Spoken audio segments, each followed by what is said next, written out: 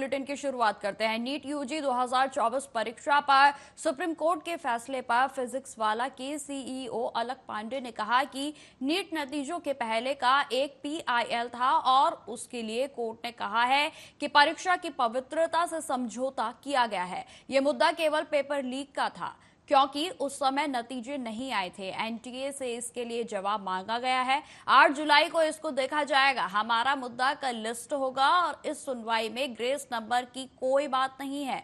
हमने जो पीआईएल की है उसमें ग्रेस नंबर और पेपर लीक दोनों की ही बात है। हमारा जो पिटीशन लगा है उसकी मोस्ट प्रोबेबली कल लिस्टिंग होगी। हमने एग्जाम रिजल्ट के बाद पिटीशन लगाया था। आज जिस पे बात हुई है वो पिटीशन पहले से लगा हुआ था, वो एग्जाम रिजल्ट से पहले 1 जून से लगा हुआ था, तो उस पे आज हियरिंग हुई है। हमने एग्जाम रिजल्ट के बाद किया है। ये जो आज मुद्दा जो लिस्ट हुआ है जिसपे आज बात हुई है वो एग्जाम रिजल्ट का पहले का है। उसमें सिर्फ पेपर लीक की बात हुई थी, क्योंकि पेपर लीक तो सबको पहले से पता था हुआ एग्जाम रिजल्ट के। एग्जाम रिजल्ट आया तो पता चला और भी प्रॉब्लम है कि ग्रेस नंबर दिया है, डिस्पेरेंसीज हैं, ट्रांसपेरेंसी की प्रॉब्लम है। वो मुद्दा जो है वो हम कल लिस्ट होगा हमारा। तो क्या उम्मीद है सुप्रीम कोर्ट से? आज तो सुप्रीम कोर्ट ने कोई राहत नहीं दिया, काउंसलिंग कंटिन्यू। बिल्कुल नहीं, बिल्कुल राहत, इस चीज में कोई राहत नहीं। उन्होंने बोला नहीं हम काउंसलिंग को होल्ड पे नहीं डालेंगे, पर एनटीए से जवाब मांगा है। उन्होंने जो ये बोला है सेंटिटी of the exam is compromise, ये दिखा रहा है कि हाँ कहीं ना कहीं एग्जाम की जो पूजनीय स्थिति थी उसमें कोई कॉम्प्रोमाइजेशन हुआ है और एनटीए से एक ऑफिशियल जवाब मांगा है। पर यह मुद्दा सिर्फ पेपर लीक के बारे में था। हमारा जो मुद्दा है वो पूरा ग्रेस नंबर के अराउंड, ट्रांसपेरेंसी के अराउंड और पेपर लीक दोनों के अराउंड है। तो वो मुद्दा कल आएगा तो I think honourable supreme court को हम लोग और चीजें प्रेजेंट करेंगे जो अभी शायद हाईलाइट नहीं।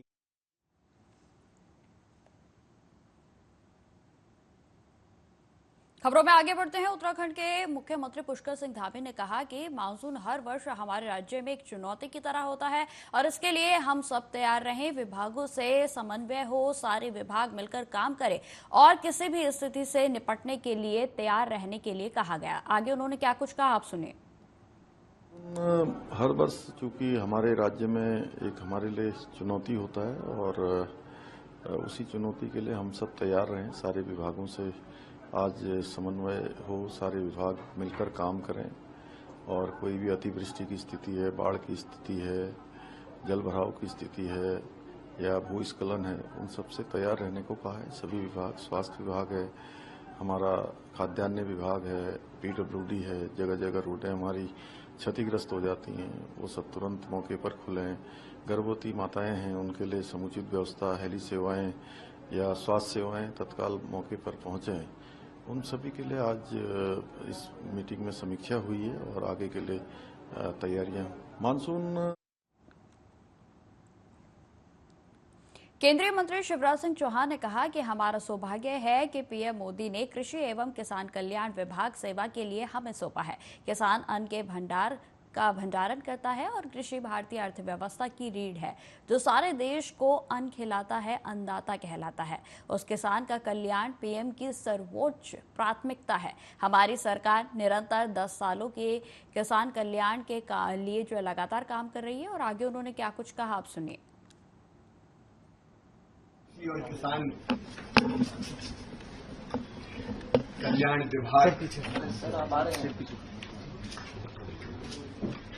सेवा के लिए हमें सौंपा है।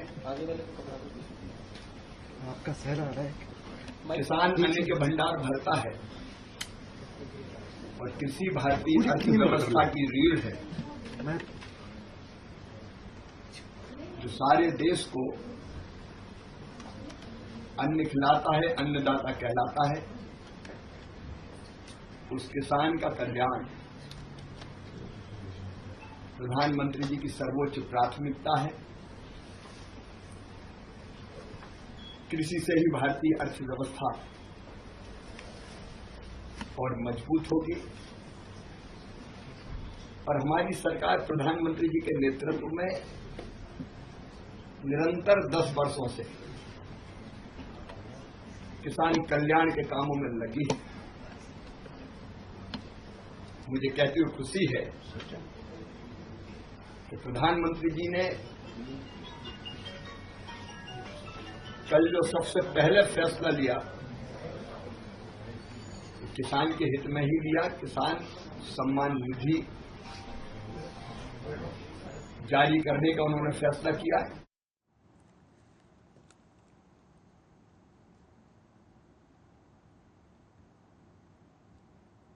खबरों में आगे बढ़ते हैं। केंद्रीय खाद्य प्रसंस्करण मंत्री चिराग पासवान ने कहा कि प्रधानमंत्री ने जो जिम्मेदारी दी है उसे ईमानदारी से निभाने के संकल्प के साथ यहां आया हूं। फूड प्रोसेसिंग एक बड़ी जिम्मेदारी है और आने वाला समय फूड प्रोसेसिंग का ही है। मैं मेरे पिता रामविलास पासवान से सीखते हुए, उनकी सोच को आगे बढ़ाते हुए और प्रधानमंत्री के विकसित देश के संकल्प को पूरा करने के उद्देश्य से इस विभाग की एक अहम भूमिका देखता हूं। आगे उन्होंने क्या कुछ कहा, आप सुनिए।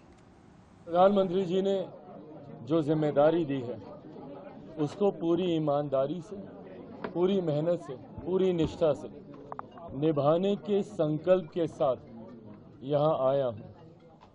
फूड प्रोसेसिंग की एक बड़ी जिम्मेदारी है और मैं मानता हूँ कि आने वाला समय फूड प्रोसेसिंग का ही है। ये एक ऐसा विभाग है, ये एक ऐसा क्षेत्र है जिसको अभी पूरी तरीके से बनिस्बत बाकी देशों के एक्सप्लोर नहीं किया गया है। स्कोप हद से ज़्यादा है। अगर आप दुनिया भर में फूड प्रोसेसिंग का अगर आप इन्वॉल्वमेंट देखेंगे, उसके बनिस्बत भारत में लगभग 2 से 3% भी इसका इन्वॉल्वमेंट नहीं है। आने वाले समय में जहां इसमें स्कोप बहुत ज़्यादा है, वहीं ये एक ऐसा विभाग है जो सीधा किसानों को मदद पहुंचाने का काम करेगा, जो किसानों की आय को बढ़ाने का काम करेगा, जिस लक्ष्य के साथ हमारी केंद्र की सरकार आगे बढ़ने का प्रयास कर रही है। कृषि प्रधान देश है हमारा, और ऐसे में मेरा खुद का विजन, जिसमें मैंने हमेशा इस बात का जिक्र किया है कि ज़्यादा से ज़्यादा प्रोसेसिंग यूनिट्स होने चाहिए ताकि किसानों को उनके उत्पादन का उचित दाम मिल सके।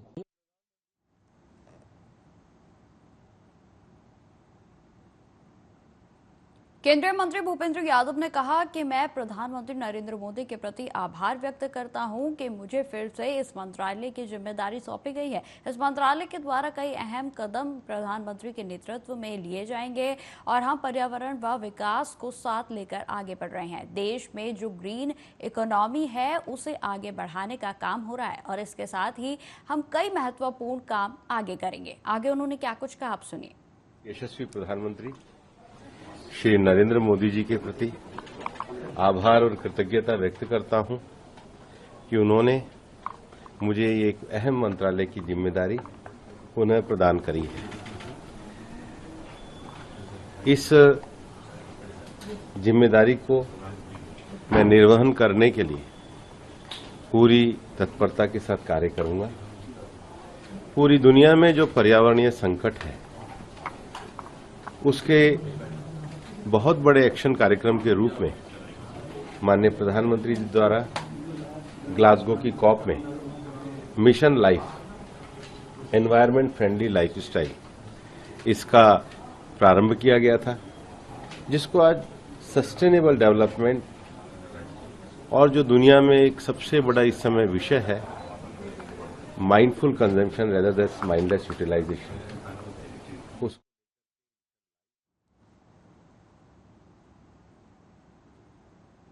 केंद्रीय मंत्री अश्विनी वैष्णव ने कहा कि प्रधानमंत्री नरेंद्र मोदी को देश ने एक बार फिर आशीर्वाद देकर देश की सेवा का मुझे मौका दिया है। प्रधानमंत्री नरेंद्र मोदी की सरकार गरीबों को समर्पित है। कल पीएम नरेंद्र मोदी ने पहले दिन ही गरीबों को समर्पित फैसले लिए और किसानों को समर्पित फैसले भी उनके द्वारा लिए गए। साथ ही उन्होंने क्या कुछ कहा, सुनिए।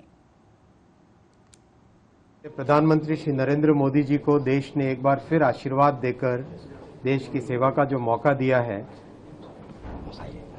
देश की सेवा का मौका दिया है। माननीय प्रधानमंत्री श्री नरेंद्र मोदी जी की सरकार गरीबों को समर्पित है।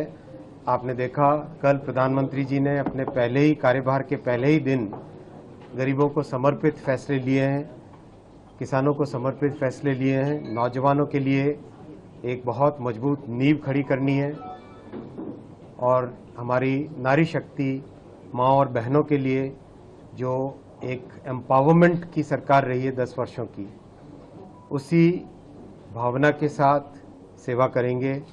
प्रधानमंत्री श्री नरेंद्र मोदी जी को मेरा हृदय से आभार, सेवा का मौका दिया, आपके विजन को इम्प्लीमेंट करने का एक मौका दिया। धन्यवाद।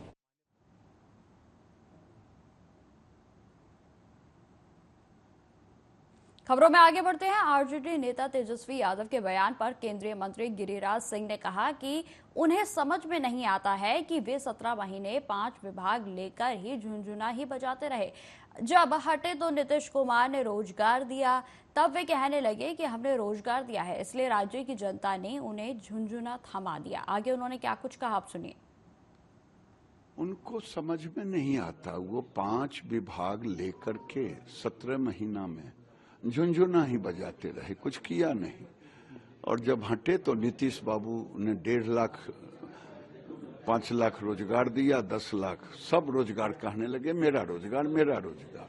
इसलिए वो झुनझुना बजाते रहे और राज्य की जनता ने उन्हें झुनझुना ही थमा दिया है, तो वो झुनझुना बजावे। बिहार में एग्रीकल्चर विथ लाइव स्टॉक की इकोनॉमी है। ललन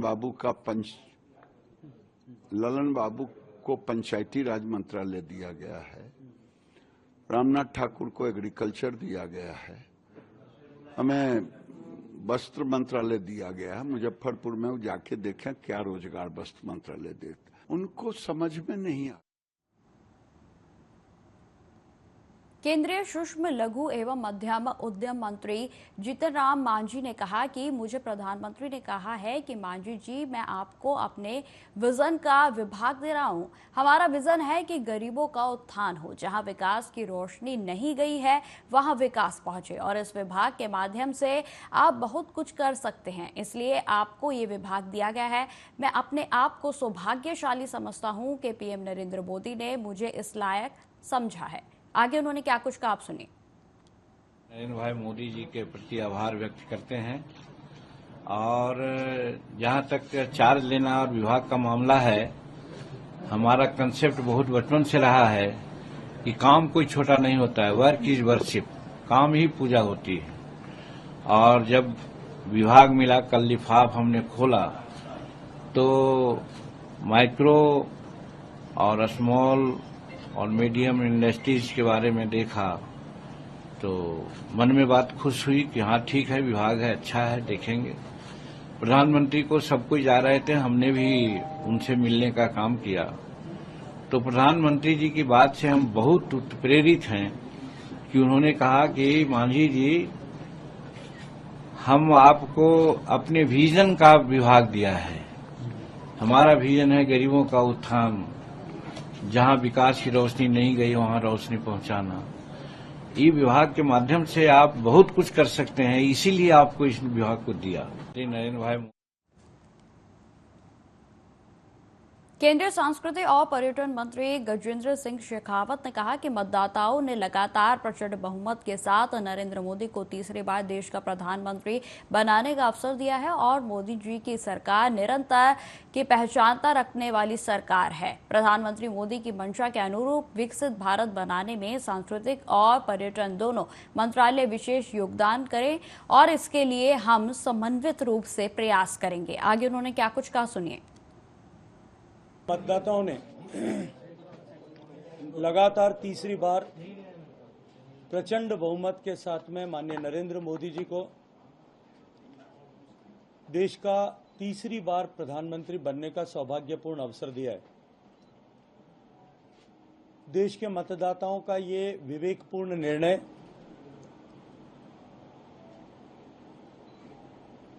देश को विकसित करने के संकल्प को लेकर के माननीय प्रधानमंत्री नरेंद्र मोदी जी ने पिछले 10 साल में जिस तरह से देश में आमूलचूल परिवर्तन किया, निराशा के गर्त में डूबे हुए भारत को आशा से लबरेज कर भारत विकसित हो सकता है, इस विश्वास से परिपूरित कर भारत विकसित हो सकता है, पूरे विश्व भर में इस संदेश को प्रतिस्थापित करने में जो सफलता प्राप्त की है, देश के मतदाताओं ने उस पर मोहर लगाई है। मतदाताओं ने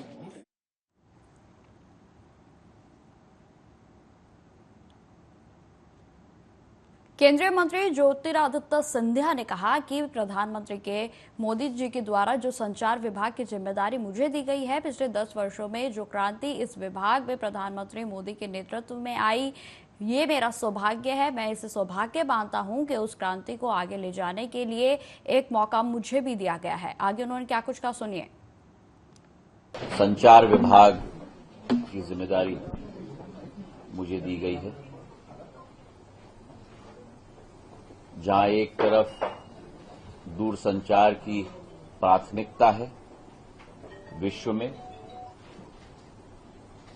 वहीं डाक विभाग की भी प्राथमिकता विश्व में और सबसे ज्यादा महत्वपूर्णता हमारे देश में। संचार विभाग के ये दोनों अंग देश की जनता को दिल से दिल जोड़ने का कार्य करती हैं और पिछले 10 वर्षों में जो एक क्रांति इस विभाग में प्रधानमंत्री जी के नेतृत्व में लाई गई है, मैं अपना सौभाग्य मानता हूं कि एक मौका मुझे दिया गया। केंद्रीय कानून मंत्री अर्जुन राम मेघवाल ने कहा कि मोदी जी के 3.0 कालखंड में कानून और न्याय की सबसे बड़ी प्राथमिकता अपराध से संबंधित 3 कानून जो बदले गए हैं वह रहेगी और इसे भारतीय आवश्यकता के अनुरूप ही बदला गया है और इसके बारे में जागरूकता फैलाना और इससे संबंधित वर्कशॉप व सेमिनार करना हमारी पहली प्राथमिकता रहेगी। आगे उन्होंने क्या कुछ जानकारी दी, आप सुनिए। देखिए, मोदी जी के 3.0 इस कालखंड में लॉ एंड जस्टिस डिपार्टमेंट की सबसे बड़ी प्राथमिकता जो हमारे क्रिमिनल सिस्टम से संबंधित 3 लॉ, आईपीसी, सीआरपीसी और एविडेंस एक्ट जो बदले हैं, जो भारतीय आवश्यकता के अनुरूप बदले हैं, 1 जुलाई से वो लागू होंगे, उनके बारे में जागरूकता फैलाना, नागरिकों को सचेत करना, जागरूक करना कि ये कानून 1 जुलाई से लागू होंगे, तो इसके जो स्टेक होल्डर हैं उनसे संबंधित वर्कशॉप करना, सिंपोजियम करना, सेमिनार करना, ये हमारी पहली प्राथमिकता रहेगी। सर,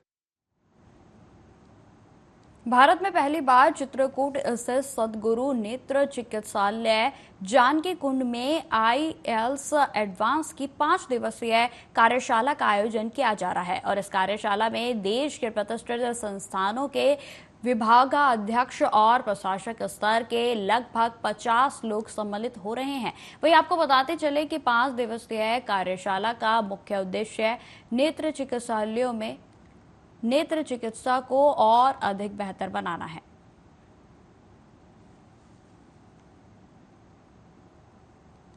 खबरों में आगे बढ़ते हैं। राजस्थान के दौसा में कांग्रेस नेता सचिन पायलट ने कहा कि राजस्थान के परिणाम को लेकर राजस्थान की जनता का धन्यवाद देना चाहूंगा, क्योंकि चुनावी परिणामों में जो भी संदेश दिया गया है यह एक दमन, प्रतिशोधन और आक्रमण व भेदभाव की राजनीति नहीं चलेगी। वहीं आपको बताते चले, उन्होंने यह भी कहा कि भाजपा 303 सांसद लेकर चुनावी मैदान में उतरी थी और आज उनके 60 से 70 सांसद कम हुए हैं। कुछ परिणाम जो ऐसे आए हैं इस बार जो कि बिल्कुल ही संतोषजनक है। आगे उन्होंने क्या कुछ कहा, आप सुनिए। 2 बातें हैं। एक तो राजस्थान में जो परिणाम आए हैं, मैं प्रदेश की जनता का बहुत धन्यवाद देना चाहता हूं कि अप्रत्याशित बहुत से एग्जिट पोल तरह तरह की बातें दिखाते थे, लेकिन राजस्थान की जनता ने विशेष रूप से ये दिखाया है कि भारतीय जनता पार्टी को 11 जगहों पर हम लोग पराजित कर सके हैं। जो सरकार डबल इंजन की थी, चाहे वो उत्तर प्रदेश की हो, हरियाणा की हो, राजस्थान की हो, यहाँ पर जनता, किसान, नौजवान ने एक स्पष्ट संदेश दिया है। सरकार किसकी बनती है, गठजोड़ की सरकार बनी है, किसी भी दल को मैंडेट नहीं मिला सरकार बनाने का, एक खंडित जनादेश आया था। लेकिन जो संदेश गया है, जो राजनीतिक संदेश इस चुनाव के परिणामों से आया है, वो ये है कि दमन की, प्रतिशोध की, आक्रमण की, भेदभाव की राजनीति नहीं चलेगी। और संसद में जिस प्रकार का व्यवहार पहले हुआ, 147 सांसदों को एक दिन में निलंबित किया गया, मैं समझता हूँ उस प्रकार की कार्रवाई को लोगों ने पसंद नहीं किया। 2 निर्वाचित मुख्यमंत्रियों को जेल में डाला गया, कांग्रेस के नेताओं को प्रताड़ित किया गया और अब विपक्ष की एकता जो हुई है उससे एक संदेश इस निर्णय से जनता ने दिया है कि अब आने वाले समय में सबको मिलकर काम करने की जरूरत है। दो बात तो फिलहाल इस बुलेटिन में इतना ही। देश दुनिया की तमाम खबरों की जानकारी के लिए बने रहे हमारे साथ। नमस्कार।